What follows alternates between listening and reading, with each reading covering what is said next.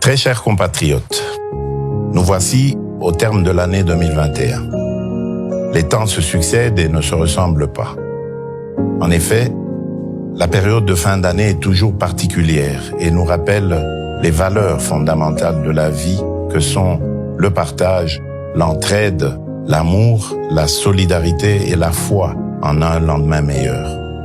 Il est vrai que le contexte continue d'être singulier, car la crise sanitaire qui nous avait durement touchés l'année dernière a de nouveau perturbé cette année qui tend à s'achever. Suite à cela, nous saisissons cette occasion pour présenter nos condoléances à toutes les familles qui ont été affectées par la perte d'un être cher. Dans certains cas, la distanciation sociale ainsi que les autres gestes barrières que nous vous recommandons encore vivement aujourd'hui nous ont émotionnellement, voire physiquement éloignés les uns des autres, limitant de manière considérable le rapprochement des familles. Les conflits persistants ainsi que les catastrophes naturelles parmi lesquelles l'éruption volcanique du Nyiragongo ou encore les inondations d'Uvira ont tout autant perturbé l'équilibre familial et communautaire.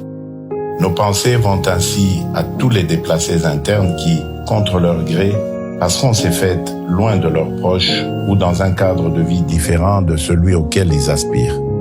Nous gardons une pensée pieuse pour toutes les victimes des tragiques naufrages ayant émaillé l'année 2021, tels que ceux de la Mongala et du Mai-Ndombe.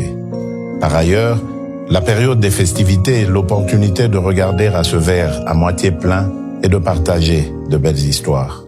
C'est ici l'occasion de citer, à titre d'exemple, le cas de nos compatriotes des localités de Fataki, de Lipri, de Nyangaray, en territoire de Djougou, qui peuvent librement célébrer la Noël grâce à l'effort déployé par nos vaillantes forces de sécurité et de défense, quelquefois jusqu'au sacrifice suprême.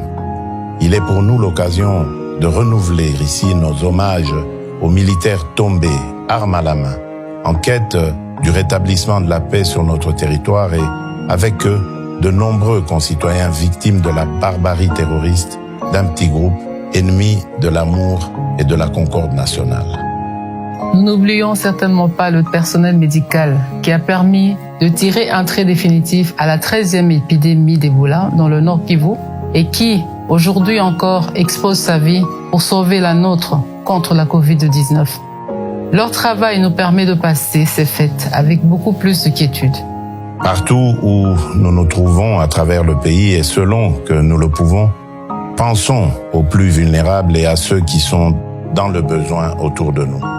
Conjuguons ainsi par ces actes notre plus grande et inaliénable richesse, à savoir la solidarité.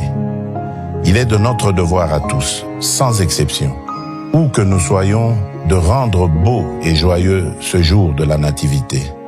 Mais en même temps, de nous engager résolument en 2022 par le travail et la paix à faire de notre pays, la République démocratique du Congo, un pays plus beau qu'en 2021. Comme disent les Saintes Écritures, voici la journée que l'Éternel a faite. Qu'elle soit pour nous tous un sujet d'allégresse et de joie. Nous vous souhaitons une joyeuse fête de Noël. Ainsi qu'une bonne et heureuse année 2022. Que Dieu bénisse la République démocratique du Congo, son peuple et tous ceux qui l'ont choisi comme leur lieu de résidence.